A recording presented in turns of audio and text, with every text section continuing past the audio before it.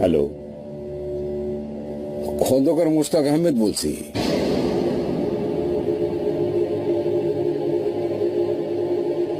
বলুন। আপনি নিশ্চয়ই ইতিমধ্যে শুনেছেন যে শেখ মুজিবকে হত্যা করা হয়েছে।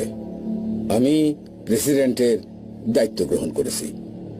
খুব শিগগিরই জাতীয় সংসদে সভা ডাকা হবে। আপনাকে আমার মন্ত্রিসভায় অংশ নেওয়ার জন্য আমন্ত্রণ জানাচ্ছি। আপনি খুনি। রাষ্ট্রপতি হওয়ার এবং সভা ডাকার কোনো এখতিয়ার আপনার নেই। আপনি অবৈধ রাষ্ট্রপতি। আপনার সংসদ মানি না। আপনাকে প্রেসিডেন্ট মানি না।